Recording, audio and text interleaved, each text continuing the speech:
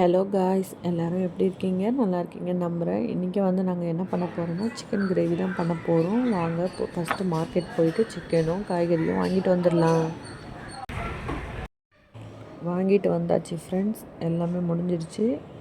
சிக்கனும் வாங்கிட்டு வந்தாச்சு, காய்கறியும் வாங்கிட்டு வந்தாச்சு. அதுக்கு முன்னாடி ஒரு டீ போட்டு நல்லா ஸ்ட்ராங்காக குடிச்சிட்டு தெம்பாக வேலை பார்க்கலாம்.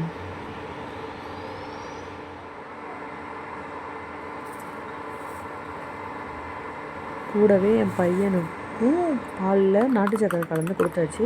எனக்கும் டீயும் போட்டு குடித்தாச்சு. இதுக்கப்புறம் வேலையை ஸ்டார்ட் பண்ணலாம். சிக்கனை நல்லா வாஷ் பண்ணி மஞ்சத்தூள் போட்டு வச்சுட்டேன் ஃப்ரெண்ட்ஸ். அதில் கொஞ்சம் தயிர் கலந்துக்கோங்க. கூடவே இஞ்சி பூண்டு பேஸ்ட்டும் கலந்துக்கோங்க. கொஞ்சோண்டு சால்ட் ஆட் பண்ணிக்கோங்க. நம்ம கிரேவிலையும் கொஞ்சம் ஆட் பண்ணுவோம், அதனால் இதில் கொஞ்சமாக ஆட் பண்ணுங்கள், அதுவே போதும். இது நல்லா 1 மணி நேரத்துக்கு ஊறட்டும். அதுக்குள்ளே நம்ம கிரேவிக்கு ரெடி பண்ணிடலாம்.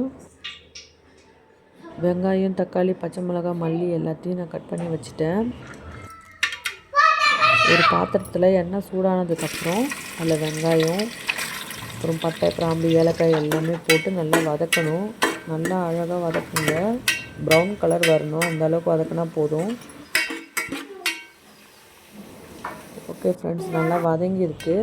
இந்த அளவுக்கு வதங்கினா போதும். இந்த அளவுக்கு வதங்கினா தான் கிரேவியும் நல்லாவும் இருக்கும். கலருமே நம்ம கலர் பவுடர் சேர்க்காமலே நல்ல கலர் எடுத்து கொடுக்கும்.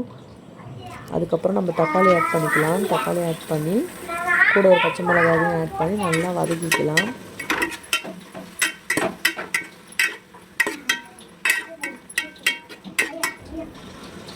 இப்போ இதுக்கேற்ற மாதிரி கல்லுப்பு போட்டு நல்லா வதக்கி விடலாம். கல்லுப்பு போட்டால் கொஞ்சம் சீக்கிரமாக வதங்கிடும். அதனால தான் நான் மிளகு கொஞ்சம் இடித்து வச்சுருக்கேன், அது லாஸ்ட்டில் போடலாம். இப்போதைக்கு அது தேவையில்லை. நல்லா வதங்கியிருக்கு, இன்னும் நல்லா வதங்கணும்.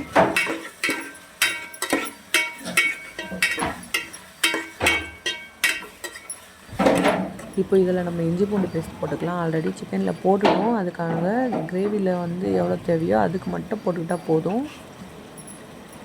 இது நல்லா வதங்கணும். இந்த இஞ்சி பூண்டு பேஸ்ட்டோட பச்சை வாடை போகிற அளவுக்கு நல்லா வதக்குனிங்கன்னா தான் நல்லாயிருக்கும்.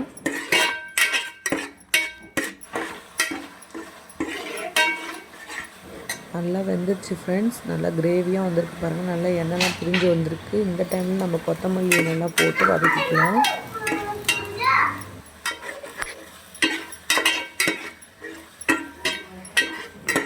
வதக்கிட்டு இப்போ நம்ம சிக்கன் போட்டுக்கலாம். நல்லா ஊறி இருக்குது.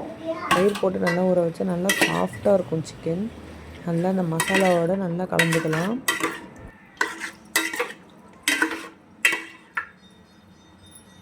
நல்லா கலந்துருச்சு. இப்போ மஞ்சத்தூள் ஆட் பண்ணிக்கோங்க. கொஞ்சோண்டு காரத்துக்கு ஏற்ற மாதிரி மிளகாத்தூள் ஆட் பண்ணிக்கோங்க. ஆல்ரெடி நம்ம ஒரு பச்சை மிளகா போட்டிருக்கோம். நெக்ஸ்ட்டு மட்டன் மசாலா ஆட் பண்ணிக்கோங்க. கொஞ்சோண்டு சிக்கன் மசாலாவும் ஆட் பண்ணிக்கோங்க. மட்டன் மசாலாவில் கொஞ்சம் காரம் இருக்கும், அதனால் பார்த்து ஆட் பண்ணிக்கோங்க.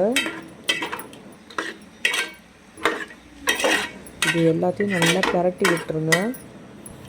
நல்லா அந்த மசாலா இறங்கட்டும். அதிலே தண்ணி வரும், நம்ம தண்ணி ஊற்ற தேவையில்லை. லோ ஃப்ளேமில் வச்சு மூடி வச்சுருங்க. இப்போ திறந்து பார்த்தீங்கன்னா நல்லா தண்ணி வந்திருக்கும் சிக்கன்லேருந்து.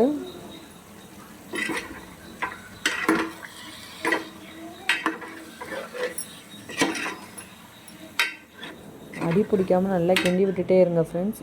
இப்போ நல்லா வாசனை வருது. இப்போ எப்படி இருக்குன்னு போய் பார்க்கலாம்.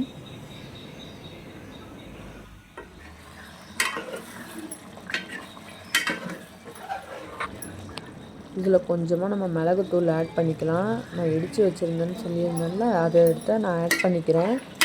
நல்லா பிரட்டி விட போகிறேன். நம்ம ஆஃப் பண்ணுறதுக்கு ஒரு 2 நிமிஷத்துக்கு முன்னாடி போட்டால் போதும். அதுவே கரெக்டாக இருக்கும். இங்கே பாருங்கள் எந்த அளவுக்கு நல்லா வந்திருக்குன்ட்டு. கொத்தமல்லி தூவி இறக்கிட வேண்டியதுதான். இது வெறும் ரைஸ் கூடயும் சப்பாத்தி கூடயும் சாப்பிட்டா நல்லாயிருக்கும். ட்ரை பண்ணி பார்த்துட்டு சொல்லுங்கள். பாய்.